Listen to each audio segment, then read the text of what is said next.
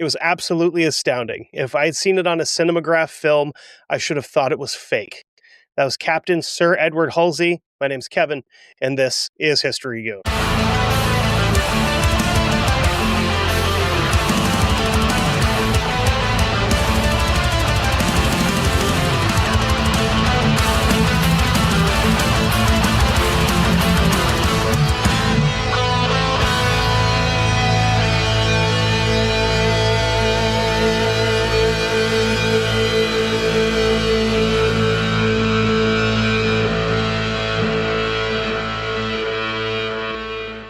What's going on, everybody? We are back. This one is a bonus. We're going to call it a Christmas present to all of you guys for being excellent and being incredibly supportive with my stuff that I do here. And to say thank you, I wanted to tell you a really sad Christmas story. Because that's what seems like that's what I'm doing this season. Is just like, hey, this is a bummer, and we're going to just continue to make it a bummer. Except Sam Whittemore, he was fun because he was just out of his mind. I have a dog now, and he's making me crazy because he doesn't listen. So I have to keep chasing this dog around because I've not become big enough. I don't have a big enough audience to be able to zap my dog on camera and have people not care about it, like that one guy. Seems like a nice dude, right? So anyway, so this is one of those stories that I'm sure we've all heard before, considering it's one of the most well-known moments of the First World War. It's both happy and heartbreaking at the same time. Little did these young men know that they were about to take part in one of the best-known events of World War I. The saddest part is there are so few first-hand accounts from it. Obviously, at this point in time, there's no survivors left to interview, but there wasn't a lot of guys that took part in this that actually survived long enough to tell the story later on as they got older. All we have now are some of the more short stories that were passed back by the men that experienced it. We've talked about World War I here before, obviously. In my mind, probably the biggest waste of an entire generation in the last couple hundred years. Young men from every walk of life and every social class from many different countries brought together to kill each other over what basically works out to be a family dispute. The days leading up to Christmas Day 1914, the skies have cleared. This time of year in the coastal parts of France and Belgium is notorious for driving, pouring rain. With the skies clearing but still being December, it got incredibly cold, which froze the mud of the trenches in no man's land, which actually made life a little bit better. Because anybody that lives in a cold climate like me knows that if you go outside in the winter, and it's overcast, it's usually not terrible. If you go outside and look up and the stars are out, it's probably a little bit colder than you want it to be while you're out there. The mud that would normally suck your boots off dried up and made moving a lot easier. This also happened right after a British troop rotation, which made the guys that were headed to the rear for rest pretty happy, while the guys that are now in the trenches are miserable because they're freezing. Can't really blame them. You went from soaking wet to freezing cold, while the guys that you replaced are now getting hot meals, uniforms, and hot showers. I did find a really good first-hand account of this, and honestly, instead of trying to tell you what he said, I'm going to read directly from the man himself. His name was Bruce Banesfather. It's a great name. That sounds like Bruce Banesfather. That sounds like a Batman villain, like his dad came back and was like, I'm going to teach the spoiled little lesson and going to become, I don't know, some kind of a disease-based super villain, because that seems to be what kills bats, unfortunately. This is from his account called Bullets and Billets. This chapter is titled Christmas Eve, A Lull in the Hate, which that speaks for itself as to what these guys were going through. Quote, shortly after the doings set forth in the previous chapter, we left the trenches for our usual days in billets. It was now nearing Christmas Day, and we knew it would fall to our lot to be back in the trenches again on the 23rd of December, and that we would, in consequence, spend our Christmas there. That's got to be so hard to think about, especially as a young man where, again, most of these guys, by today's standards, couldn't buy a beer in the United States at the age they were at fighting. I remember the time being very down on my luck about this, as anything in the nature of Christmas Day festivities was obviously knocked on the head. Now, however, looking back at it all, I wouldn't have missed that unique, weird Christmas Day for anything. We went in again on the 23rd. The weather had now become very fine and cold. The dawn of the 24th brought a perfectly still, cold, frosty day. The spirit of Christmas began to permeate us all. We tried to plot ways and means of making the next day, Christmas, different in some way to the others. Invitations from one dugout to another for sundry meals were beginning to circulate. Christmas Eve was, in the way of weather, everything that Christmas Eve should be. I was billed to appear at a dugout about a quarter of a mile to the left that evening to have rather a special thing in trench dinners. Not quite so much bully and macanucci. The f is that? I was hoping it wouldn't come to this, but I think we're gonna ADD break in this episode here because I have no clue what that means.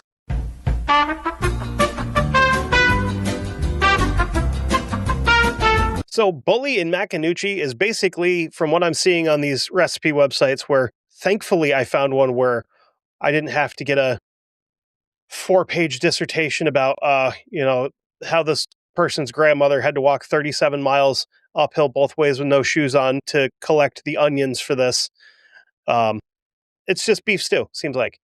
But if there's one thing that pisses me off as someone who likes to cook, is when I want to try something new and I have to find a recipe for it on the internet.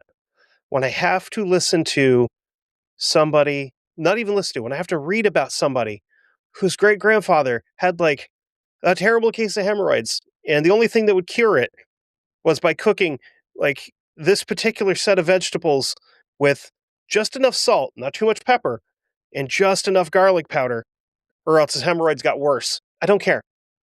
Give me the ingredients, tell me how long to cook things, and we're good. I don't even care about the prep time. I'll figure that out as I'm doing it.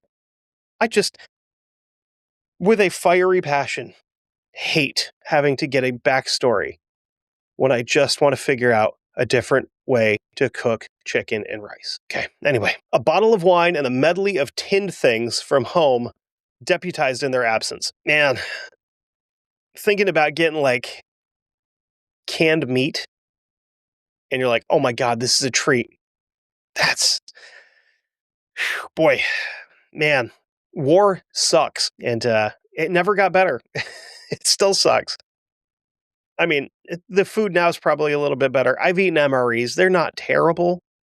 But, I mean, if I could like have my own homemade shepherd's pie or eat chili mac out of a bag with some kind of weird like nuclear chemical in it and that you put in the water to heat it up. You know, I don't like oil that much. I'd rather just cook my own food. The day had been entirely free from shelling, and somehow we felt that the Booches too wanted to be quiet. The Booches were like a nickname for the Germans. There was a kind of an invisible, intangible feeling extending across the frozen swamp between the two lines, which said, quote, "This is Christmas Eve for both of us. We have something in common." I'm going to have a hard time getting through this episode without crying. About 10 p.m., I made my exit from the convenient dugout on the left of the line and walked back to my own lair. On arriving at my own bit of trench, I found several of the men standing out and all very cheerful. There was a good bit of singing and talking going on, jokes and jibes on our curious Christmas Eve, as contrasted with any former one, were thick in the air. One of my men turned to me and said, quote, "You can hear 'em quite plain, sir." "Hear what?" I inquired. "The Germans over there, sir. Hear 'em singing and playing on a band or something."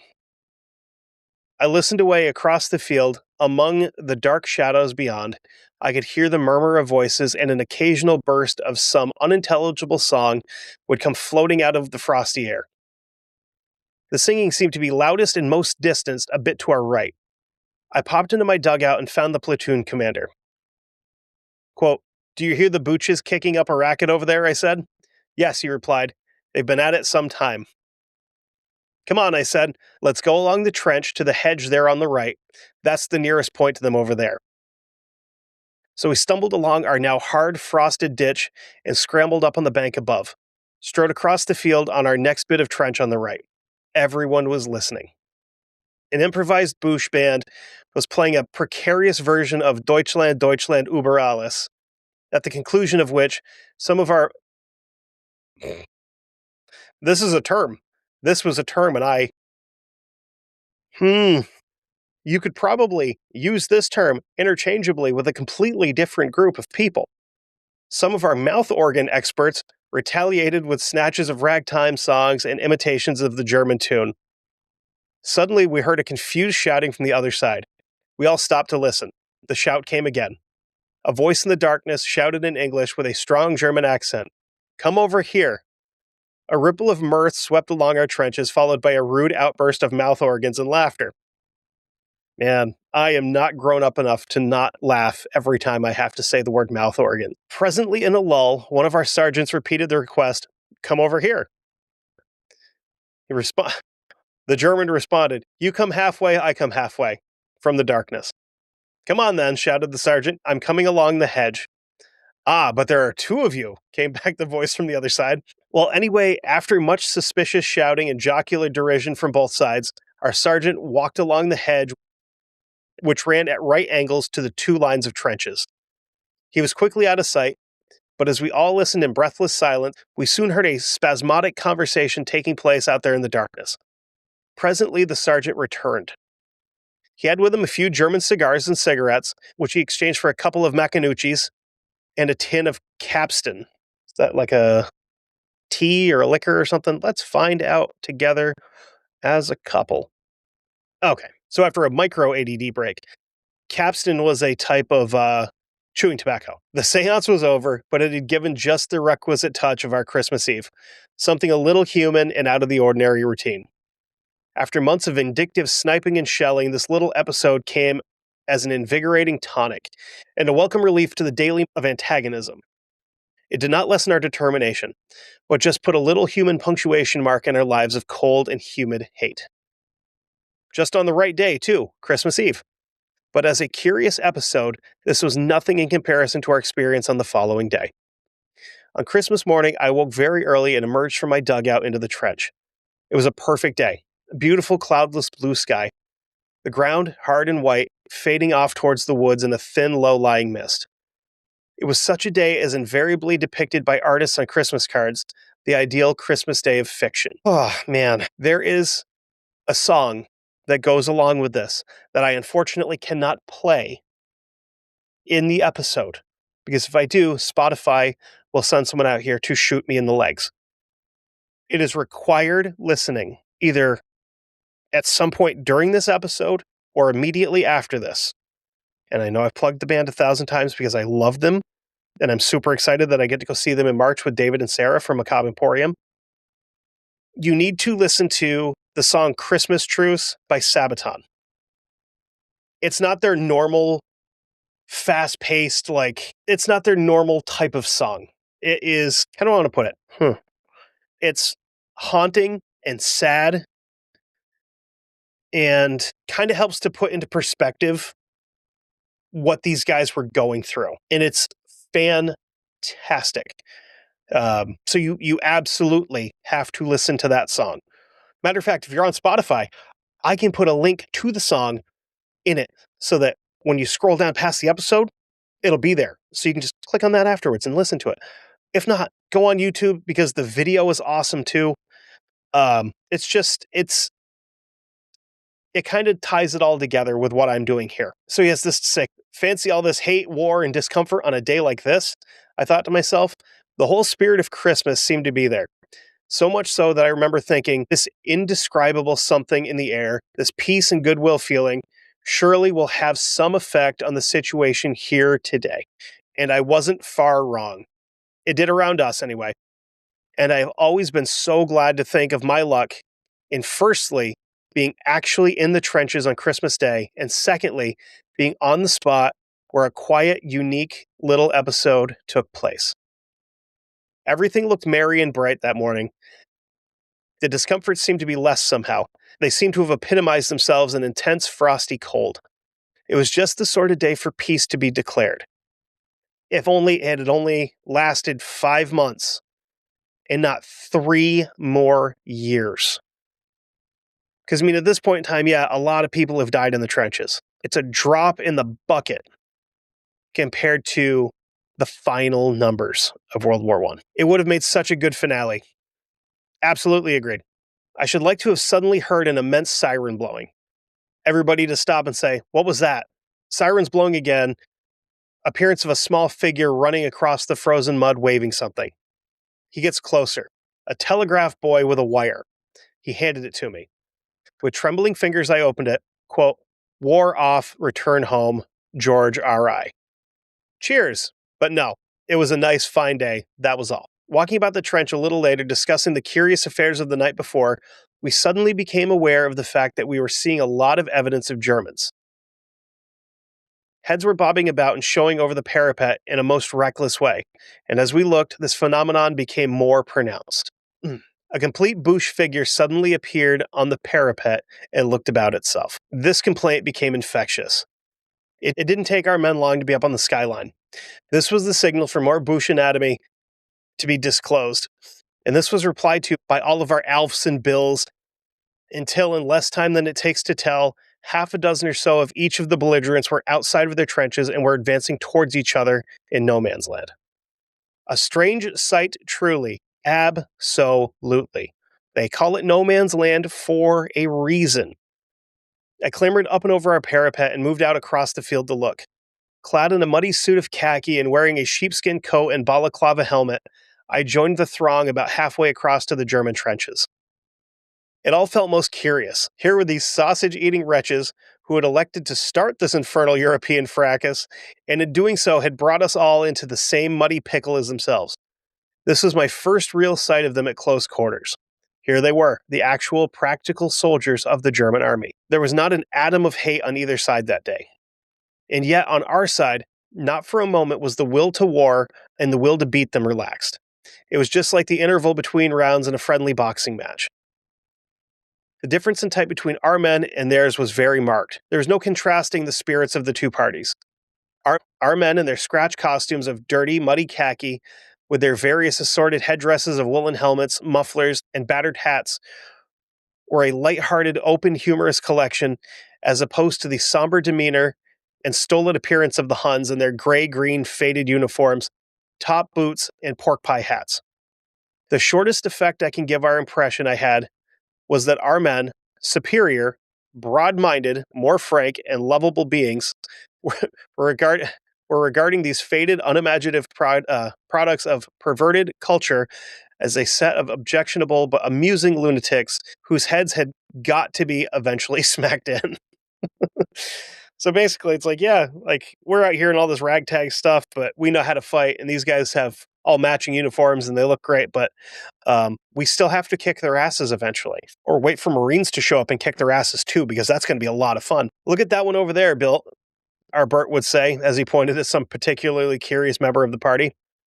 I strolled about amongst all of them and sucked in as many impressions as I could. 2 or 3 of the Bushes seemed to be particularly interested in me, and after they walked around me once or twice with sullen curiosity stamped on their faces, one came out and said, "Officer?" I nodded my head, which means yes in most languages, and besides, I can't talk German. Same, dude. These devils, I could see, all wanted to be friendly, but none of them possessed the open, frank geniality of our men. However, everyone was talking and laughing and souvenir hunting. I spotted a German officer, some sort of lieutenant, I should think, and being a bit of a collector, I intimated to him that I had taken a fancy to some of his buttons. What a hobby, collecting buttons. That's so exciting. I'd put that up there with being a philatelist, which, if you don't know what that is, that's a stamp collector. And why do I know what that word means? Venture Brothers. Thank you. Go Team Venture. We both then said things to each other, which neither understood, and agreed to do a swap. I brought out my wire clippers and with a few deft snips, removed a couple of his buttons and put them in my pocket. I then gave him 2 of mine in exchange. Whilst this was going on, babbling of guttural ejaculations Man, this dude, I know that he wasn't being a pig, but my dumb brain, my like 15-year-old brain just goes guttural ejaculations. Babbling of guttural ejaculations emanated from one of the logger shifters. It told me that some idea had occurred to someone. Suddenly, one of the Bushes ran back to his trench and presently reappeared with a large camera. I posed in a mixed group for several photographs and have ever since wished I fixed up some arrangement for getting a copy. No doubt, framed editions of this photograph are reposing on some Hun's mantelpiece, showing clearly and unmistakably to admiring strafers how a group of perfidious English surrendered unconditionally on Christmas Day to the brave Deutschers. Slowly, the meeting began to disperse, a sort of feeling that the authorities on both sides were not very enthusiastic about the fraternization seemed to creep across the gathering. We parted, but there was a distinct and friendly understanding that Christmas Day would be left to finish in tranquility. The last I saw of this little affair was a vision of one of my machine gunners, who was a bit of an amateur hairdresser in civil life, cutting the unnaturally long hair of a docile Bouche, who was patiently kneeled on the ground whilst the automatic clippers crept across the back of his neck. So then there's also the stories about like the famous football game that took place that unfortunately didn't happen at this trench. I couldn't find any firsthand accounts of that. I tried so hard and I just couldn't find any. But there's so many stories from both sides saying, hey, we took the day off, stopping fighting and just having to like playing a game of football, soccer. I don't like calling it football.